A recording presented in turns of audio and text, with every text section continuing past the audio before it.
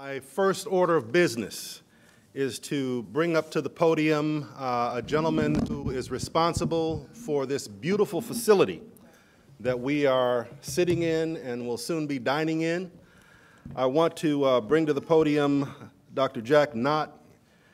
He is the Dean of the Saul Price School of Public Policy here at USC, to give us a welcome. Dr. Knott.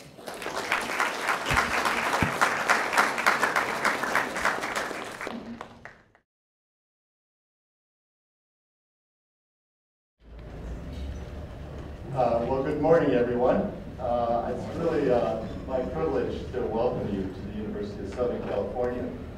And thank you all for joining us at today's graduation for the Los Angeles Violence Intervention Training Academy, LAVITA. Really pleased that so many of you could join us. And I want to begin also by offering an enthusiastic congratulations to all the graduates. Congratulations to all of you. And I'd also like to thank all the family and friends who have taken time to come and attend with us this morning. Your support and encouragement of the graduates is really essential, and we're very, very happy to have you here today. So I think we need a round of applause for all the family and friends and support.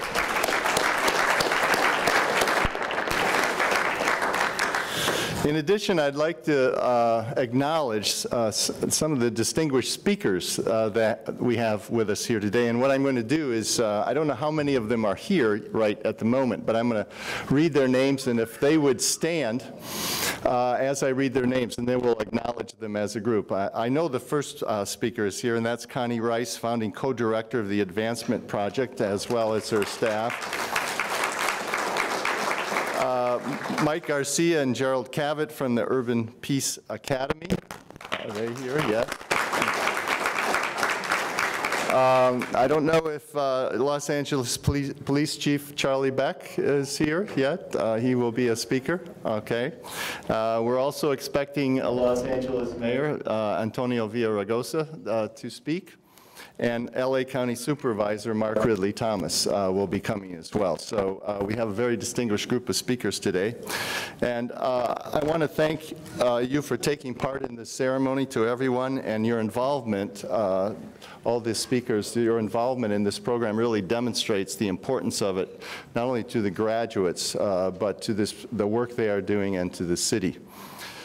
Last but certainly not least, I want to thank Dr. Cherry Short, the Assistant Dean in the School of Social Work, and Regina Nordahl, the Associate Dean in the USC Saul Price School of Public Policy, for the role they have played on the Academy Board, and as well as helping to oversee the development of the curriculum. So thank you to both of you as well. I have to give a special thanks to Cherry. She's also my wife, so we have a special relationship in this. So that gives me a special connection to today's graduates. It's really my great pleasure also to be here on this occasion. Each of you has very much to be proud of. Every one of you has dedicated your time and your effort to complete this program. And in doing so, you've not only showed that you have courage to be an advocate for peace, but also a true commitment to making the world a better place. And our school, the USC Saul Price School of Public Policy, is really committed to improving the quality of life for people in their communities. That's our stated mission. And indeed, programs like this help us carry out this mission in a very important way.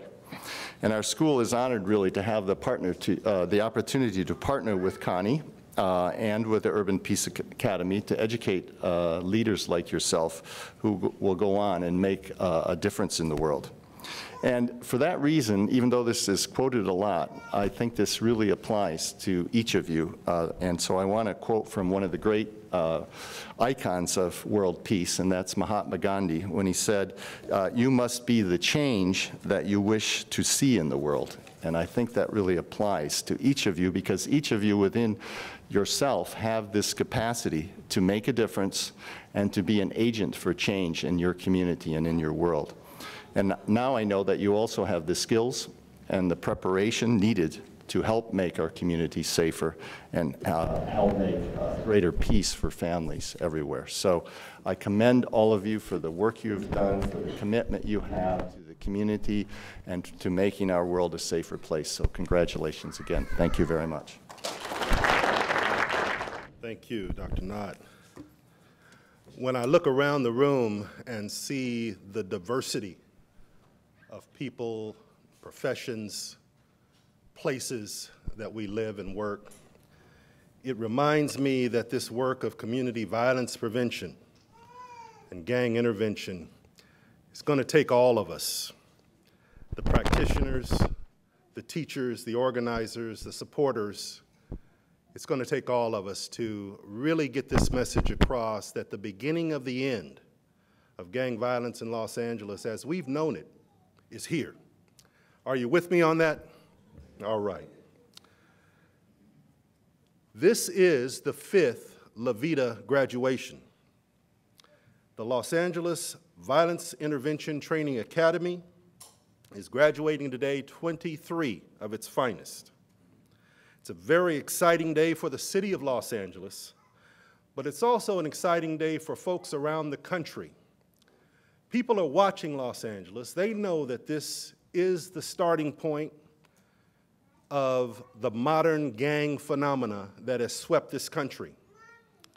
They know that, and they're looking to us to find the blueprint for how to change the norm of urban violence. Today, the 23 grads of the spring class of 2012 will receive their certificate of completion, and they'll go on to use their new training and skills in the effort to reduce violence in the city. As of today, LAVITA has certified over 100 graduates, and this has been within the span of just 2 years. The 23 graduates today have completed the entry-level training and are here today to celebrate their accomplishments. I want to give you just a little bit of an idea of what they've been dealing with over the last few weeks.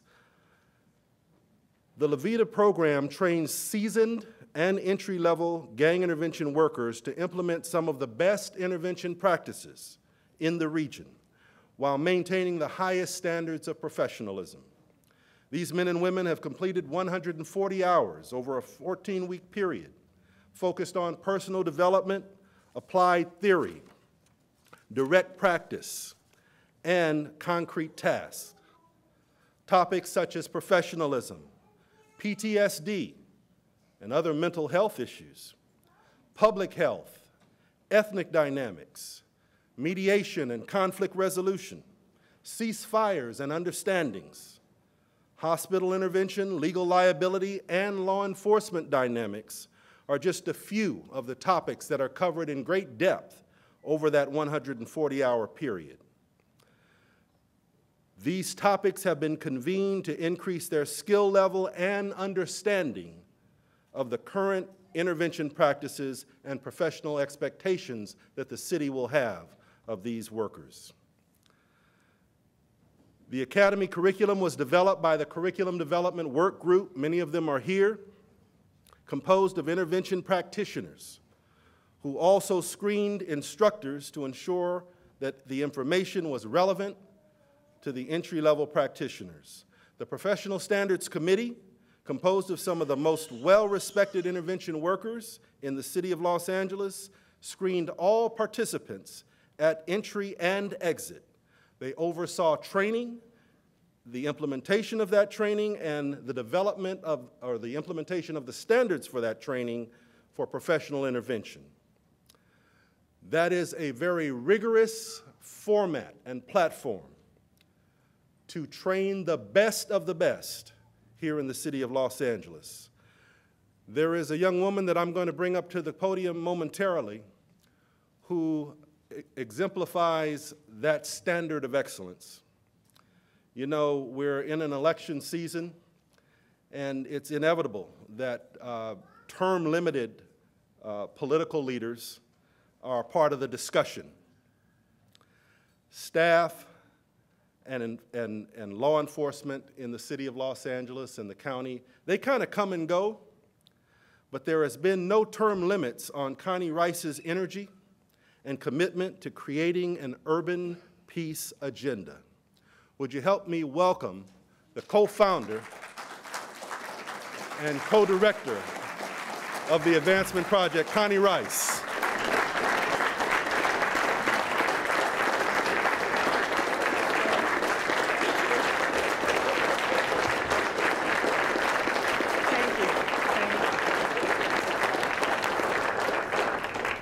Tony, thank you so much. I think this is the only place on the planet I could be called young. So I really appreciate it. Thank you so much for that introduction. But the congratulations goes to the graduates. I can't tell you how extraordinarily proud I am to be associated with you. I am proud that you've been through this and that you stuck with it. You came here with skills, and your skills that you came with have enriched the courses. So it was a two-way street. We learned much from you, and I think that you got a lot out of learning together from the incredible masters of this profession. There are some people, I'm going to speak quickly. I've been told I speak too quickly, but I'm going to speak quickly because we need to get to our more esteemed guests, and I did want to point out some others. This has been an incredible journey. 20 years ago, this wasn't possible. 10 years ago, it wasn't possible. It's because of the dedication of peacemakers. Bo Taylor used to say, Connie, it's a journey from predator to peacemaker. And it took 10 years. We are on that journey. It's a very important arc of change, the change that you have made in yourselves when you woke up and said, I want to bring peace. I don't want to bang anymore. I don't want to do harm to anybody anymore. I want to keep kids safe, and I want to keep families safe. And that is why you have the mayor of the city, Dean Knott, Dean Nordahl, Dean Short. You have esteemed deans from the University of Southern California who partners with us in this academy. You have the mayor of the city of Los Angeles. You have the deputy mayor for public safety and for gang reduction and youth development, Guillermo Cespedes, a brilliant non-bureaucrat who has been one of the key leaders of this movement. But all of this would not be possible if not for your dedication. So we need to thank you again. In addition, 20 years ago, you'd have never found funders for this work. It was too scary. We were too scary. And if they find me too scary, you know what they find you, okay? Let's be honest. But let's acknowledge the folks who've put some money on the table for this work.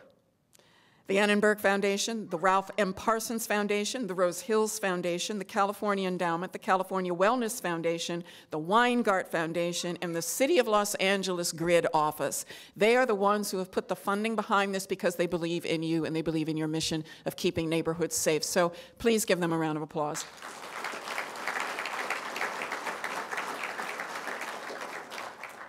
You are on a journey into the professions. While over 100 have been certified, over 500 have taken the courses in this academy. We're building an army, folks. Just know, there's an army for peace that we're building, and you are the vanguard of it. Those of you who get certified, not everybody who takes the course gets certified, and they have to go through a committee. Dean Nordahl and Dean Knott and Dean Short, it's worse than any PhD committee you've ever seen. These guys don't play, and they are serious. They put the candidates through their paces, and they have to sit before this committee. It is the Professional Standards Committee, and I want them all to stand. They are some of them in the entire country, and I would venture in this hemisphere, because they've been to El Salvador, they've been to Honduras. I want them all to stand. Let me say,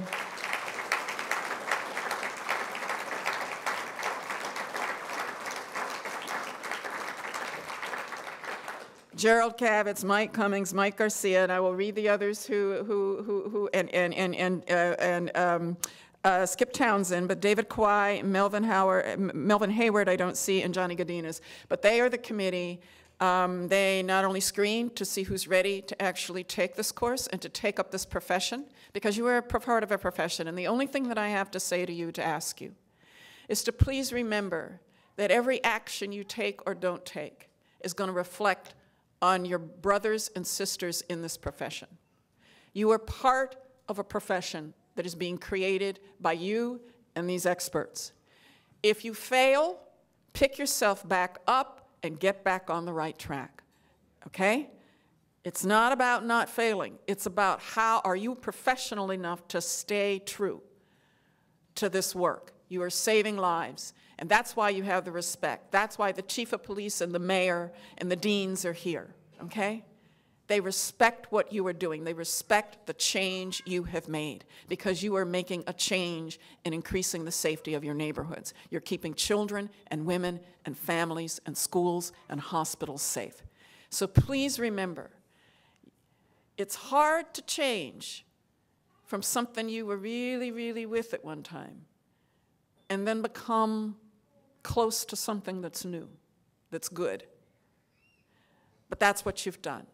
Please remember that you're carrying the reputations of over 500 colleagues who've gone through the same course. You're carrying the reputation of Mayor Villaraigosa, who got behind this 1,000%. You're carrying the reputations of the deans who have put USC's name on the line for your diplomas. You're carrying the reputations of a lot of heavy folks. So please remember that. But more important than all of those folks is your honor and your new pledge.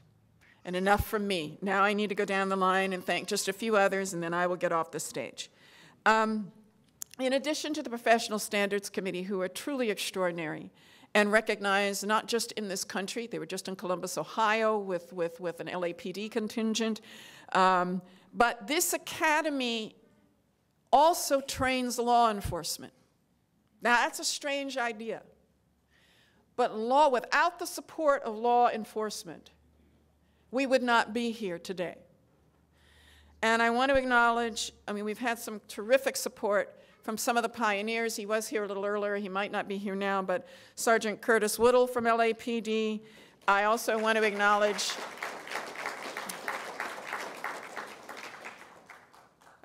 him first because he's been in this for over 20 years, and he did it when it was not popular. We have some very important members of LAPD here, but we've also had some partners with the sheriffs. I want to acknowledge Chief Michael Moore from LAPD, Assistant Chief.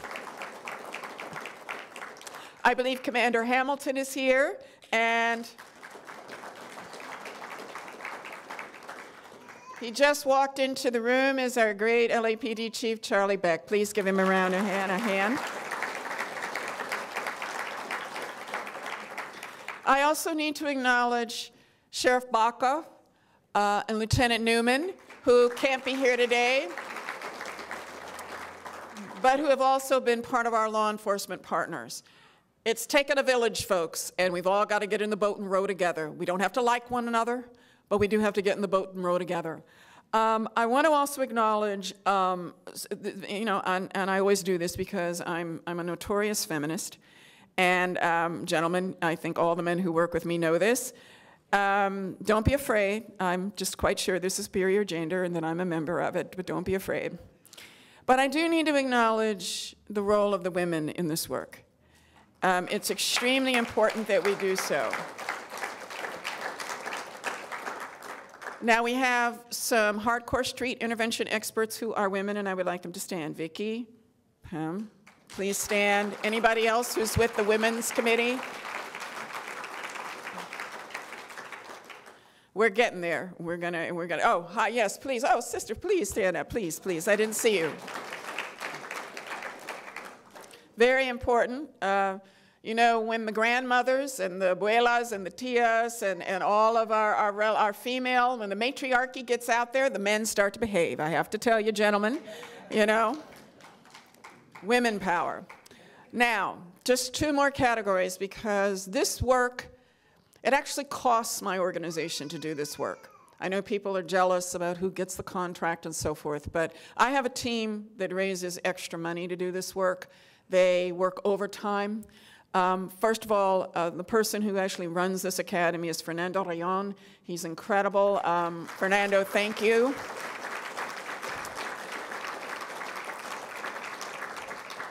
The rest, please stand as I read your names. These are also advancement project staff. Mike Arian, Andre Christian, Antonio Crisostomo Romo. Please give them a hand. They are the core team. Now, my backup is an incredible crew headed by an incredible woman. She's a Yale lawyer who thought that Yale was too conservative, and so she transferred to Bolt. She is an incredible brain. And at my age, I got to have somebody to be my brain backup because I'm fading fast, folks. I hate to tell you. That's why I just love Tony calling me young. It just, you know, it's a nice memory. But I just want to say that I wouldn't be able to do any of what I do without Susan Lee. Please stand, Susan.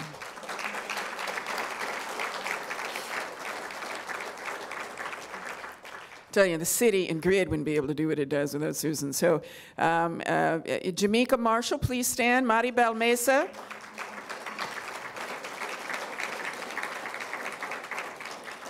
Maribel completed an incredible zip code by zip code analysis of where the inequities are. It's incredible. Camille Frazier, Patricia Neary, they're also analysts at AP, and Josh, I also want to acknowledge Josh, who is one of our interns. Hopefully he'll be coming back to us. But the tablecloths, the centerpieces, the food, everything that you see, every time you came into the academy, you had water, you had food, you had air conditioning. None of this would happen. None of us would operate without Tina. Tina Nichols, please stand.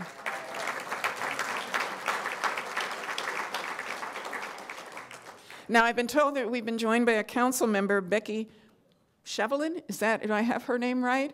Oh, please stand. I'm sorry. And if I got your name wrong, I'm very sorry. Council member, I'm very glad you're here. If there are any other VIPs I haven't met, now I do want to acknowledge some very important folks who are consultants, they are experts, they make this enterprise run.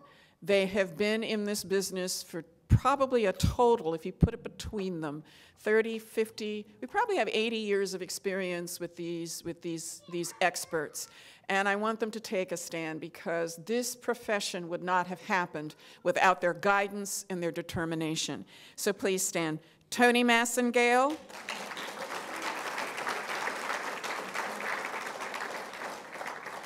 Ron Noblet. And Howard Euler of the Great Toberman House. Now, I have a friend here. I was never a criminal defense lawyer, but I was always a civil rights lawyer, and I did death penalty defense for a long time. And I just want to acknowledge that he's come here to join us this morning at the invitation of one of our great graduates, is Tom Mesereau. Please stand.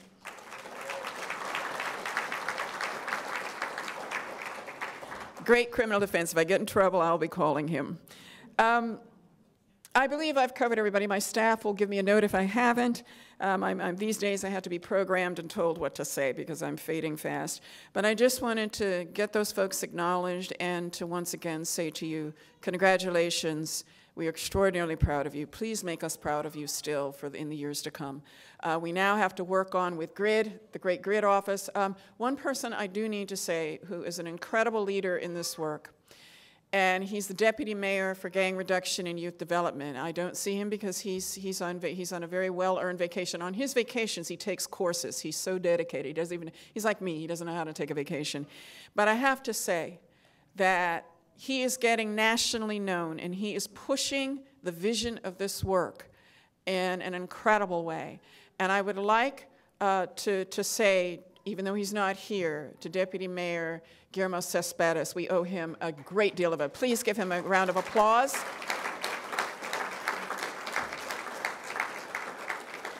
And very importantly, because they are the tip of the spear of the fantastic Summer Night Lights wraparound park program that is the hallmark of the GRID as well as the intervention success, because it starts with gang intervention, going into a neighborhood and saying we need the park made safe, and all of the instructors who go out and negotiate with the local. Now, only in the Summer Night Lights parks do you see 35% and 40% and 57% drops in gang crime.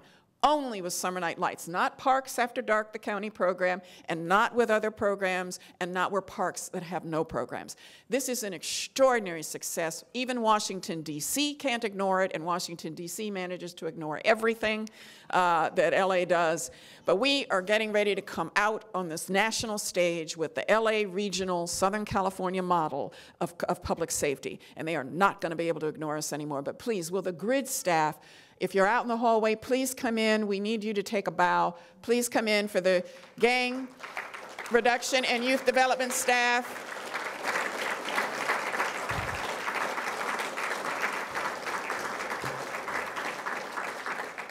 We have to keep GRID going because that is the office that pushes this work and that forces the political support for the work. Now, enough from me. Congratulations again. The next time you see me, you will be not hearing from me, but picking up your certificates. So thank you, and I bring you again Tony Massengill. Connie, we both have to plan to live a long time. That's why we're still very young. And keep up the good work. Thank you so much. I want to bring to the podium two members of the Professional Standards Committee, Mike Garcia and Gerald Cavett. As they prepare to come, I want to tell you that at the heart of the Academy is a group of dedicated and experienced gang intervention practitioners. They meet around the clock to design standards of conduct and practice that govern all students who come into the Academy. For those who may not know, this is the same process that the medical industry does to ensure standards are in place for doctors and other healthcare professionals. Today, we are honored to have two members of the Professional Standards Committee to speak to you. Please come on up, Mike Garcia and Gerald Cavett.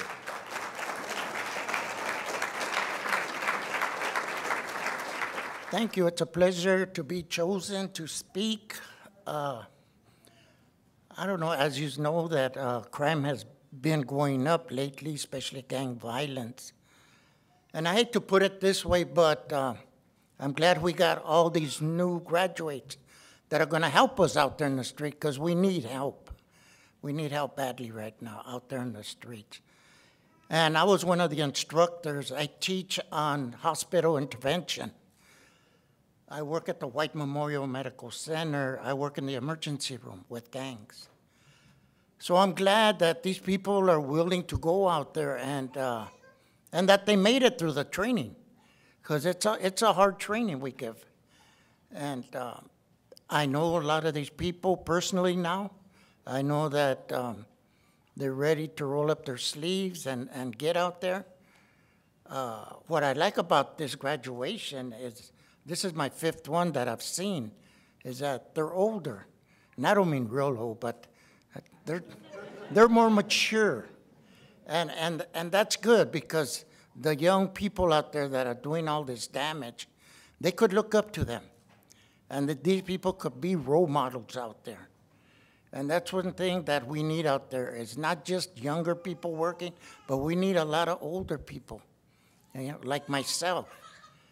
Because these youngsters need somebody. They need a good example out there. They need somebody who's been through it, somebody who can tell them from experience what to do and what not to do. And that's what I see in this group right here. They have the experience. They've been around. And I just thank Connie for letting me be part of this. And I'll do my best. I'll continue working and teaching and being that example for the rest of these years coming. Thank you.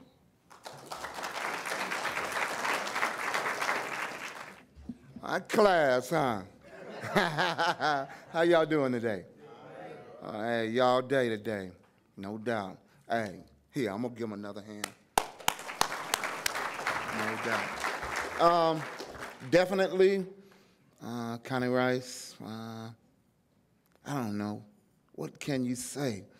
Connie brings so much to allowing us to help turn all this mess around that's going on in our communities. help put the collaboration together with Chief Beck here. Remember when we first set out, it was kind of rough. We've got past that, and we are teaching everybody to come out to this academy that collaboration is the key to all of this. Here, you know, not one single entity is going to turn this mess around and slow those famous words down in our community that cause so much death to our children. Where you from?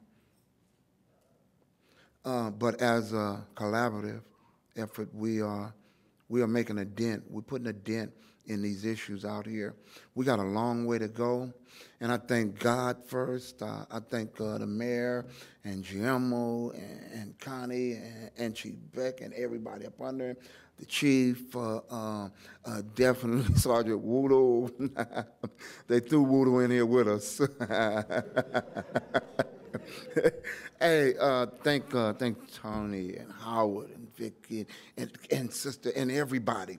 This is a collaborative effort and professionalism. We up here with it, you guys. Believe in us. Look, most of us will not let you down. We are here to turn this around and save our community and our kids. Thank you very much. Mike and Gerald, two of the best of the best. It's my pleasure to introduce a gentleman who serves as our police chief of the city of Los Angeles. When I met him, he was probably about the level of a deputy chief, but he was one of the high-level officers of the department that took the time and the interest to look very closely at what we were doing. The class at Cal State LA that many of you know about, and then continuing on with the Urban Peace Academy. And when he became chief, it was clear, and he made it clear to us, that the now famous saying that's being quoted across the country by law enforcement leaders, that we can't arrest our way out of this problem, has to be quickly followed up by the way that we're going to solve it is with the community. And Chief Beck has echoed those words and specifically said that gang intervention has to play a role. Those of us on the community side have known for many years that you need committed law enforcement that recognizes the value of intervention and prevention to ensure the safety of the public. Ladies and gentlemen, please help me welcome our chief, Charlie Beck. So sitting out there and thinking about all of this, first I want to say congratulations. You should be extremely proud about what you've done and about what you're going to do. The graduation, the reason we have a ceremony is because this is a significant accomplishment for you. And it's extremely important. It's important to the city. It's important to our children. It's important to the youth of this great community. So thank you. And thanks to everybody else in this room. What an incredible journey to think that we would be here. It's I'm trying to remember when I first became aware of intervention and when I first decided or became to the conscious determination that this was a road worth going down. This was a piece of a puzzle worth pursuing.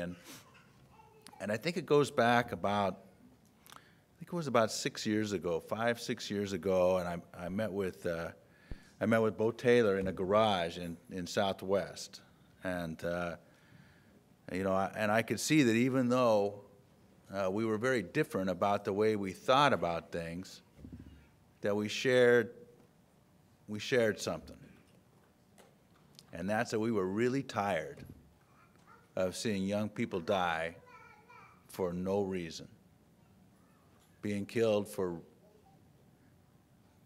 territory, being killed for issues of respect, being killed for things that made no sense to me.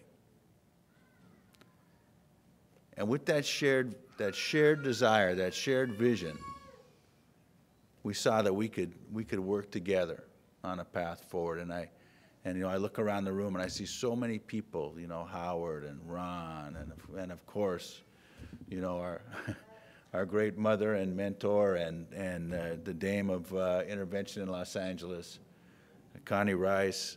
You know, I see so many people that have put so much into it. And, you know, I thank Curtis and P and Sister, and if I keep naming, I'm going to skip somebody, but all of you that have been on this journey with me.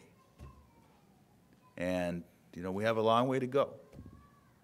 A long way to go. But we are making so much progress.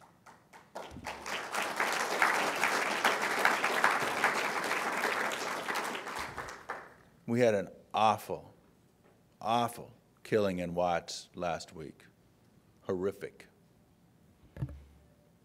Baby, father's arms, all about wearing the color I'm wearing right now. No reason. But what made that even more tragic was we had gone 8 months in that neighborhood without something similar. And then we get drugged back in. And we get reminded that this work is not finished, that this work is too important not to get the emphasis of this city, that we have a lot left to do. But I am so heartened by the partnerships in this room, by the people that have stuck this out. And this has not been easy. You know, it has taken significant political capital from our mayor, who will be here. It has taken significant resources from all of the organizations represented here. And it's taken a lot of faith. Faith in people that normally don't give each other that. You know, to be honest, a lot of you in those chairs maybe not have a whole lot of faith in your police department in the past. And maybe your police department didn't have a lot of faith in you.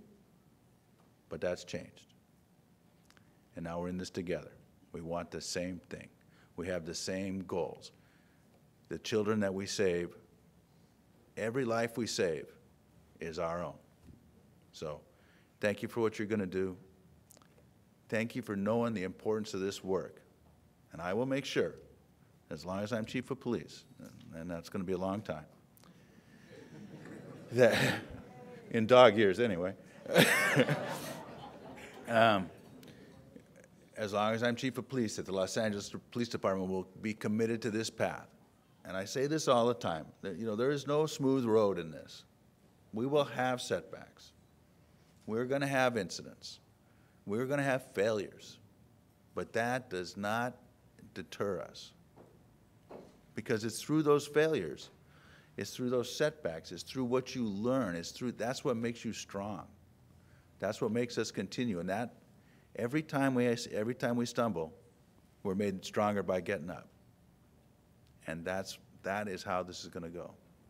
And I commit to you that you don't have to worry if there's an incident with an individual in this program. You will still have my trust. You will still have my faith. And you will still have the support of the Los Angeles Police Department. Just like when there's an incident with the Los Angeles Police Department, I know that I still have this community's faith, that I still have your trust, and that we will move on. And that's so important. It's so important to recognize each other on that level. This is a relationship that is because of the community's good, not our individuals' good. So thanks again. Thanks to people in this room. You know, this is a magnificent, magnificent endeavor. Maybe the proudest thing that this city does. And it is the exact thing that this city should do. So again, thank you all. Congratulations. Charlie, I'm glad your niece can handle those big steps still. Pretty impressive. Thank you.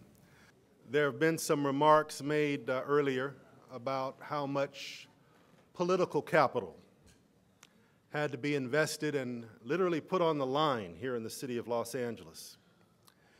It's not an easy thing. I pick up the newspapers and I read about our mayor flying back to Washington, D.C. and up to Sacramento to do battle for us and to get the resources that we need. But for this occasion, it's so key that he was willing to take the risk to invest in community-based gang intervention, and certainly the LAVITA Academy. LA has been the epicenter of the gang violence problem and is now the epicenter of the gang violence solution. While many people along the years have played a role, it took a mayor of Los Angeles with the vision, courage, and leadership to make today happen. At a time when public resources are scarce, anyone who thinks it's been easy to maintain funding for this program hasn't been reading the headlines. We are all deeply grateful for his commitment and fully understanding of the courage that it takes to say we are going to reduce violence, and we're going to do that with the community. Ladies and gentlemen, please give a warm round of applause for the mayor of the city of Los Angeles, Antonio Villaraigosa.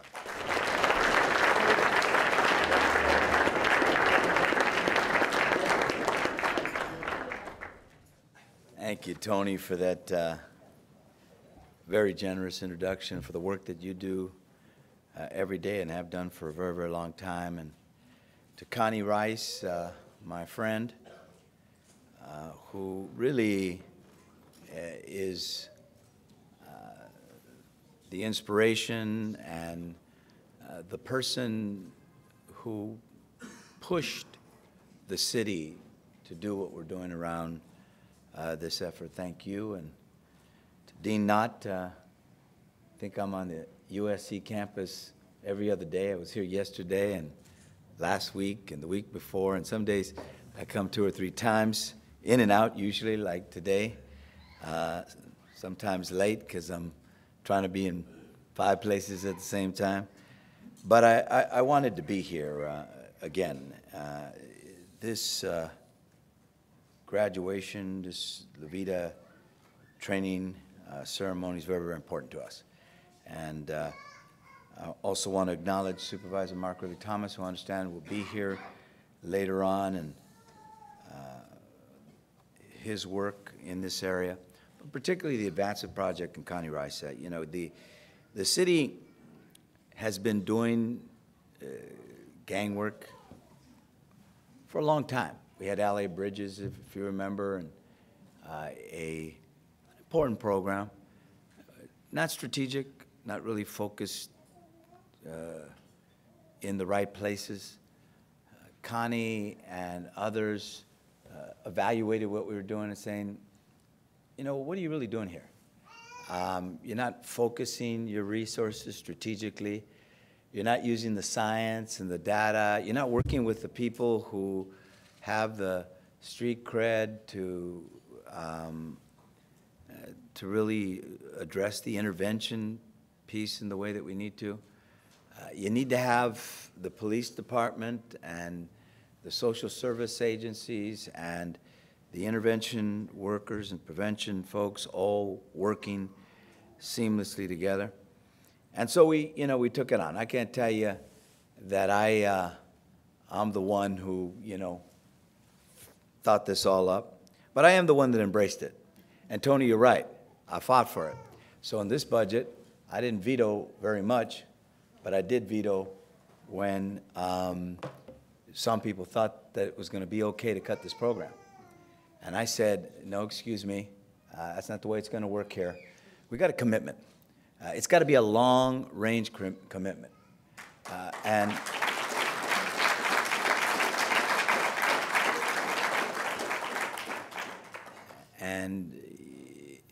thankfully, we got a great council president who agreed with me, and there was no effort to try to override that veto. we'd all been in council chambers if there had. But I say that for this reason. You know, we're living at a time of cutbacks in our schools.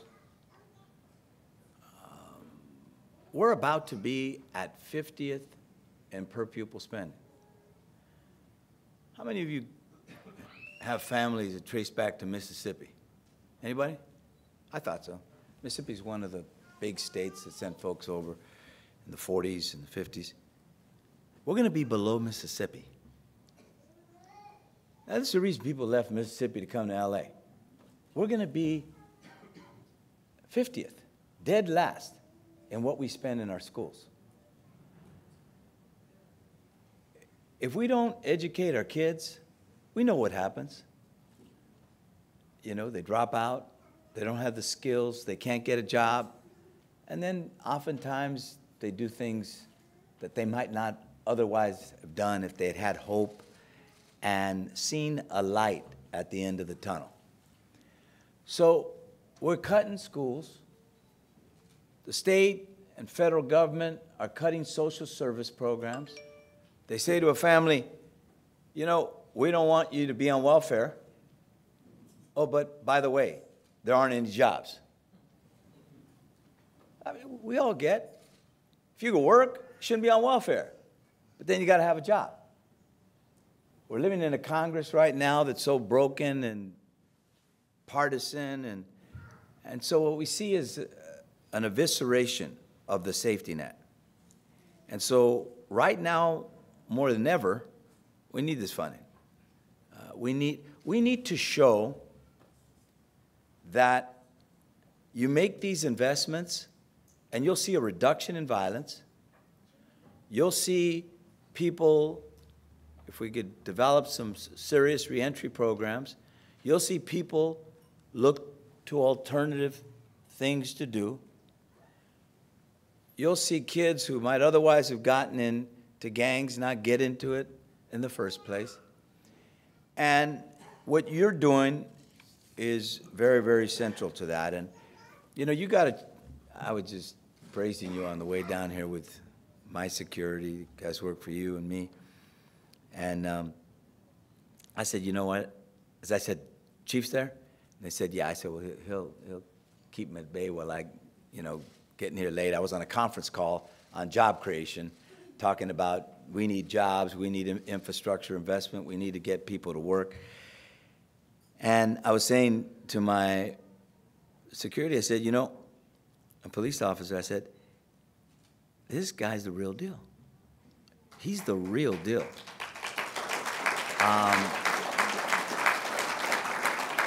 He and his command staff have realized we got to be smarter about how we police. We got to put as much effort in the serving as the protecting. We got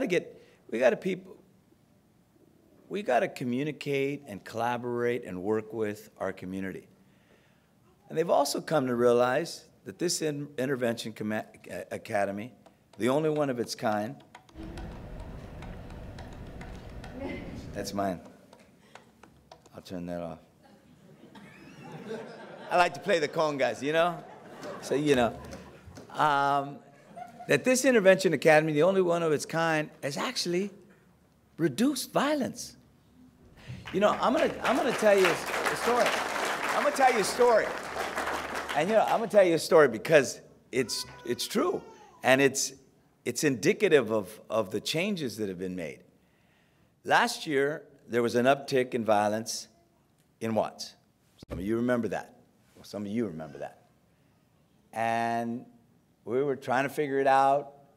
I don't want to say the two gangs, but we know which ones they were. And, you know, it was back and forth, and we're, you know, struggling to kind of keep the peace, and you all were involved trying to keep everybody at bay and calm the tensions there.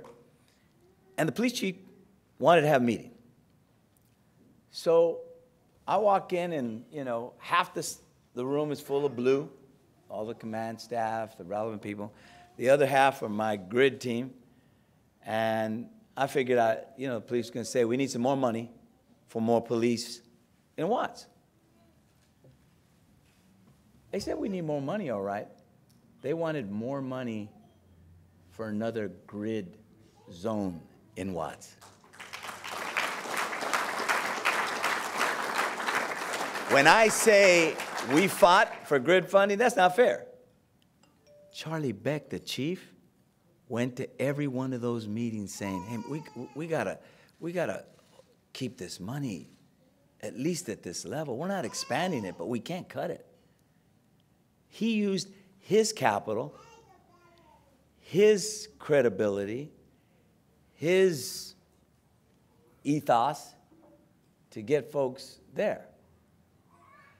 That says a lot. The fact that it does. The fact that we're working together like this, importantly, to reduce the violence, to give people alternatives, is important. Now, you said I'm in Sacramento a lot, and I am. And I love when they write about, these guys love to talk about how mayor goes to D.C. 7 times in the last year. Yeah, I'm going for a vacation. I'm going to watch the cherry blossoms, I mean, I'm going because my job's to go get resources. I went to just a month and a half ago, to talk to the Justice Department. Is there money that we can get for we lost, I think, $6 or $7 million. Is there other monies that we can get? I said, we're doing something that is unique, one of a kind in the United States. I mean, we could keep on sending people into prison. At what cost to America? They come back 78, 79% recidivism rate. They go right back in because there's no alternatives. We got to figure out reentry. That's the other leg here.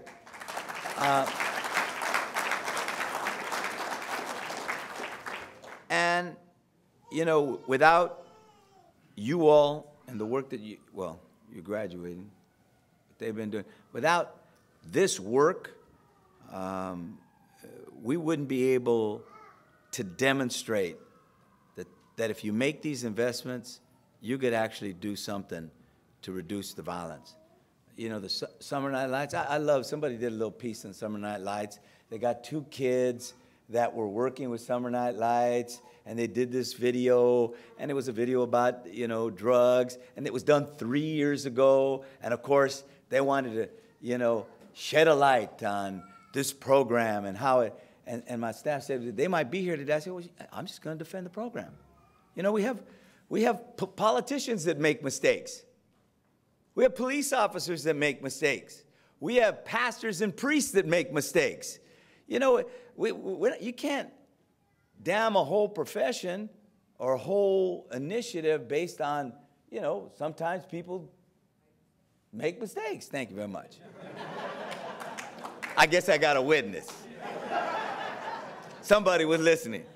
So look, I wanted to be here, and I didn't get. Somebody wrote a good speech, by the way. You wrote a really good speech. Not giving it today. I wanted to speak from the heart, and then I want to say something else. We had a 1-year-old baby killed in his father's arms. I spoke to him last night, and I said, I don't know, there aren't words to express the comfort you need at a time when a man loses his son. I said, I never had a father, and I only have one son, and he gave me the father-son relationship I never had, and I don't know what it would be like to lose him. And I said, but our hearts are with you, and our prayers are with you, and we're going to work with you to find these people. But I know even when we do, that's not going to bring your son back. What people forget, and what, frankly, some of those, well, there was only one folk. I won't say folks. When there was a certain individual trying to undermine and cut this program, they sometimes lose the forest for the trees. Behind every number on my Now it's my iPhone. It used to be my BlackBerry. Behind every number here is a face, a little boy, a life, a future. Someone who, you know, he might have ended up being a teacher, a doctor, a lawyer, the mayor, the governor, the president, life extinguished. The chief and I were at the gun buyback program the other day. We met the man who, if you remember, a couple of years ago, lost his son, his wife, and his other son were shot in a drive-by in Inglewood. It was just an awful, awful thing. So the work you're doing is important. You know, when innocent people are killed this way and their lives are lost, we all suffer for it. We're all, you know, we're impacted by it as a society. So, you know, congratulations to you. I wish I could stay for the rest of the graduation, but, you know, they always got me moving somewhere else. But we're proud of you, and, you know, we thank you for your work. I thank the police department because they've embraced this. And what's great about this, when the LAPD embraces something like this, other departments are too. And at some point, what's going to happen, it's got to happen, particularly when you're cutting the safety net this way. There are going to be smart people saying, you know, it's nice to talk tough about crime, but if talking tough doesn't give you results, all it is just talking tough. We got to be smart about crime. We got to invest in people. And I think that's what we're trying to do here. And thank you, all of you, for your work. And best of luck and congratulations. As the graduates get settled back in, and as the mayor leaves and everyone takes their seat, we're going to get ready to present the certificates of graduation.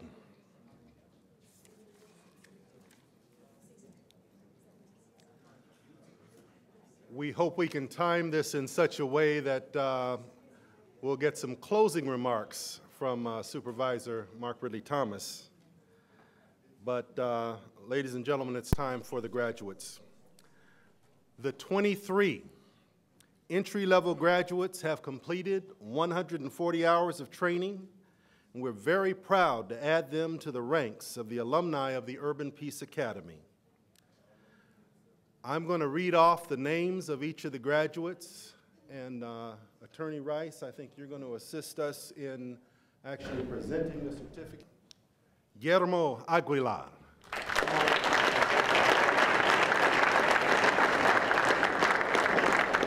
Christine Bennett.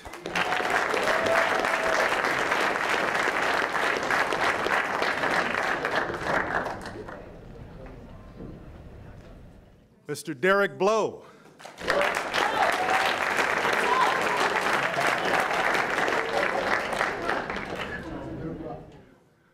Almost all of these folks have a story, and we know some of them very well. But let's move right along. Clinton Campbell.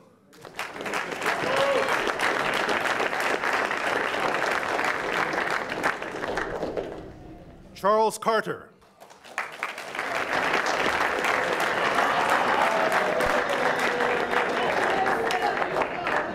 Mervyn Sinance.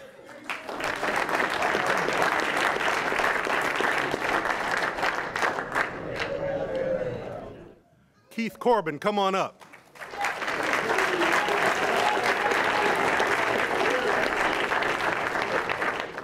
Ernesto Deras.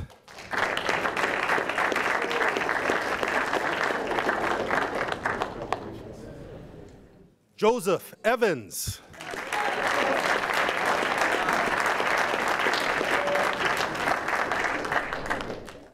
Miguel Flores.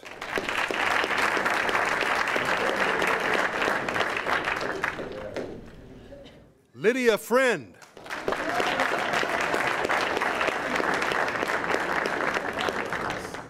Carmen Gonzalez.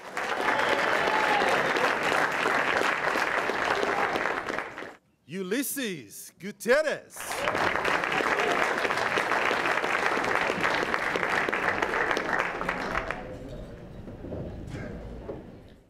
Kenyatta Horn.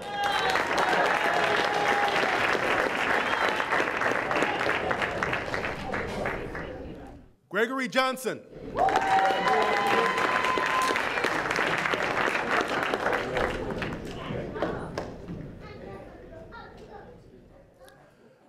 David Jones.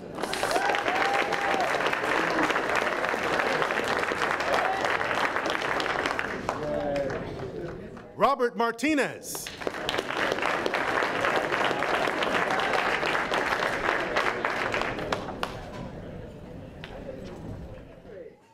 Blanca Mendoza.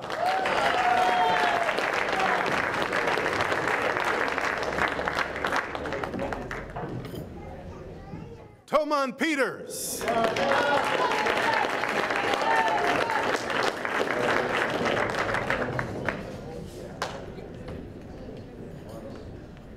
Jimmy Simpson. Boy, that's a sharp hat. All right. Last but not least, Janique Williams.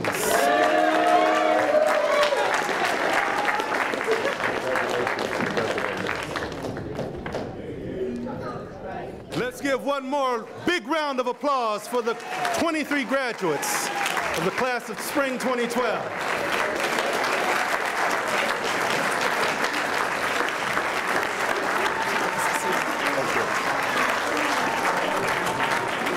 Ladies and gentlemen, as the graduates try to settle down a little bit, as they try, it's my pleasure to introduce a young man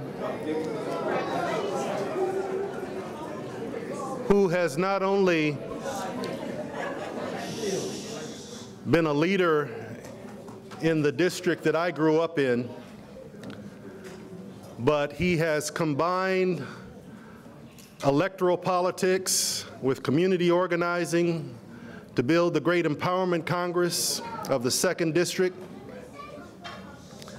I consider him perhaps the best county supervisor that we've ever had. He's tough on crime, but he understands the role that community has to play in reducing crime. Smart law enforcement, community-based gang intervention, and then support services for the children and families of our communities. Would you help me give a warm welcome to the Los Angeles County Supervisor of the great 2nd District, Mark Ridley Thomas.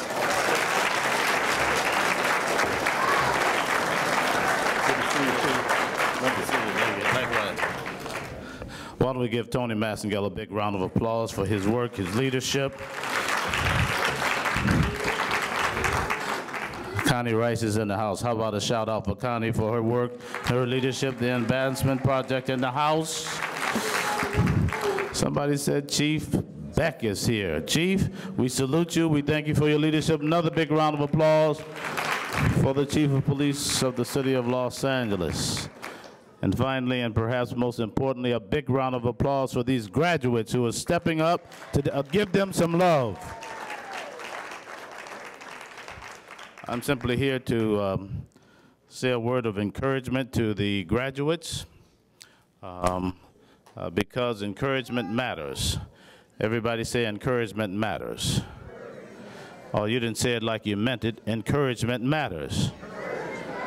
All right, I'm here to say that we wish to encourage you, to support you, to say that no longer should the business of intervention be an afterthought. No longer should it be parenthetical. No longer should it be something that we get to when we get to it. It is essential to the peacekeeping and indeed the improvement of the quality of life of the very communities of which you are a part. It is essential.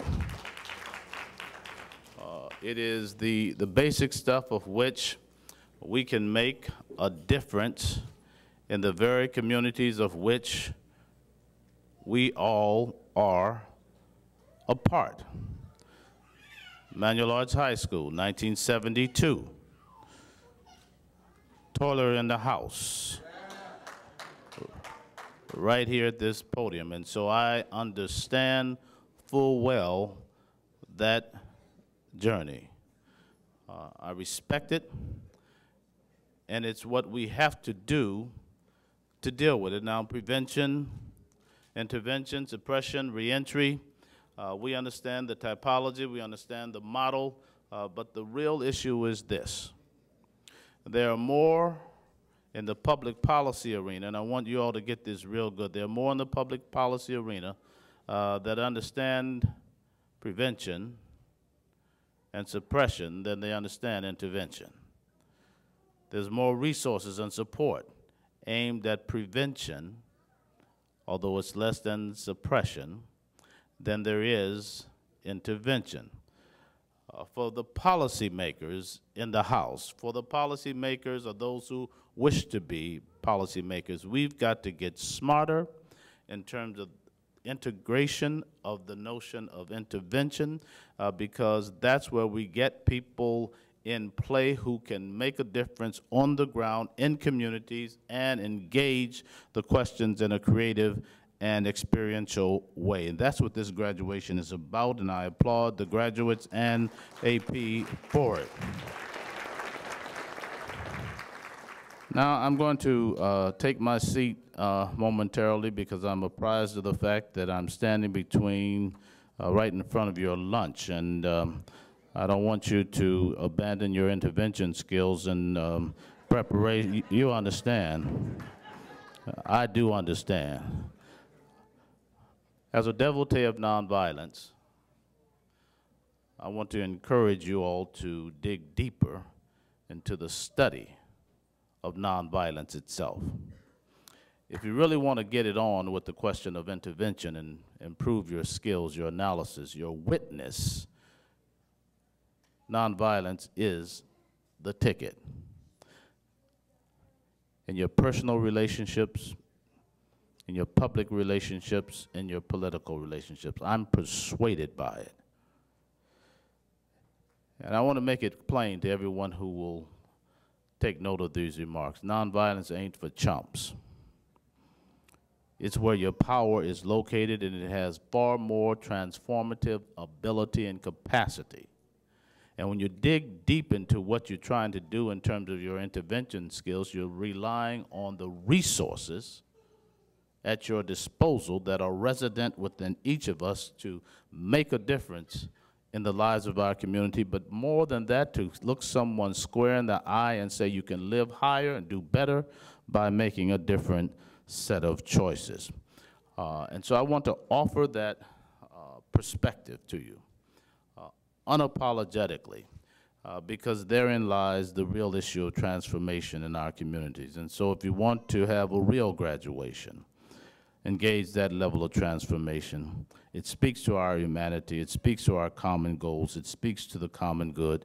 It essentially equips the frontline soldiers to march on until victory is won. Thank you and congratulations. Ladies and gentlemen, it's my pleasure to let you know that we stand adjourned. Please enjoy your lunch.